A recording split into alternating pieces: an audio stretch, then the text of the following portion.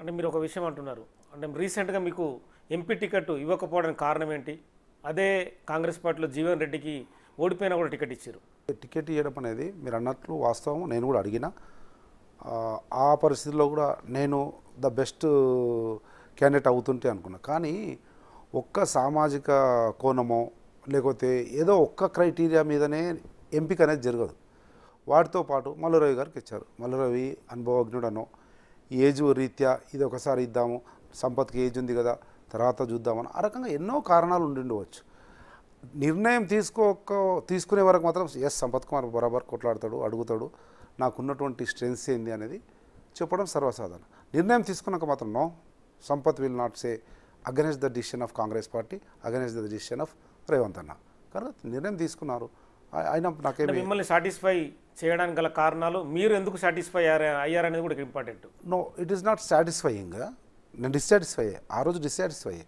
కానీ పార్టీ ఒక నిర్ణయం తీసుకున్నప్పుడు, రేవంత్ అన్న ఒక నిర్ణయం తీసుకున్నప్పుడు దాన్ని శిరసావహించే ఒక సైనికుడిగా బరాబర్ ఈరోజు ఆ నిర్ణయం తీసుకుని ఇంకొక రోజు నాకు అనుకూలంగా నన్ను పెంచే విధంగా, నన్ను ఏదో ఒక స్థాయిలో ఉంచే విధంగా తప్పకుండా అధిష్టానం కానీ రేవంత్ అన్న నిర్ణయం తీసుకుంటాడు అన్నటువంటి పూర్తి నమ్మకం, విశ్వాసం నాకుంది. అంటే బయట ప్రతిపక్షాలు చాలా ఆరోపిస్తున్నాయి, కాంగ్రెస్ పార్టీలో మాదిగలకు సరైన స్థానం లేదు, మాలలే డామినేట్ చేస్తున్నారు అనేది ఒక విమర్శ ఉంది.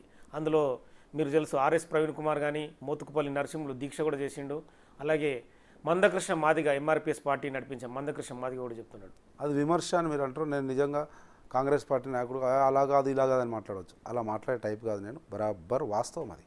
అంటే వాస్తవం ఏంటి అది? అదే చెప్తున్నా. వాస్తవము మాదిగలకు 3 ఎంపీ సీట్లలో అన్యాయం జరిగిందని అది వాస్తవము. ఆ రోజు ఈరోజు రేపు ఎన్నికల కోడ్ అయిపోయిన తర్వాత ఒకవేళ అన్న రేవంత్ అన్న గౌరవ సీఎం గారు ఒక 4 మాదిగలను అకామిడేట్ చేశారనుకోండి ఏదో ఒక పొజిషన్లో, ఆ రోజు ఆహా మాదిగలు ఎక్కువైపోయినరు అంటే 5 సంవత్సరాల కొరకు వచ్చినటువంటి ప్రభుత్వం ఇది. 5 నెలల్లో తీసుకున్నటువంటి నిర్ణయాల వల్ల ఆ రకంగా అనిపించిన మాట వాస్తవము ముమ్మాటికి. కానీ ఎన్నికల కోడ్ అయిపోయిన తర్వాత 5 రోజులలోనే ఒక 4 మాదిగలను అకామిడేట్ చేస్తే రేవంత్ అన్న అప్పుడు మాదిగలు ఎక్కువైపోయారు, మాలలు తక్కువైపోయారు అని అనగలుగుతాం. అట్లా పోతున్న క్రమంలో సామాజిక సమతుల్యత చేయడం అనేది అడ్మినిస్ట్రేటివ్ వ్యవహారంలో భాగం అది.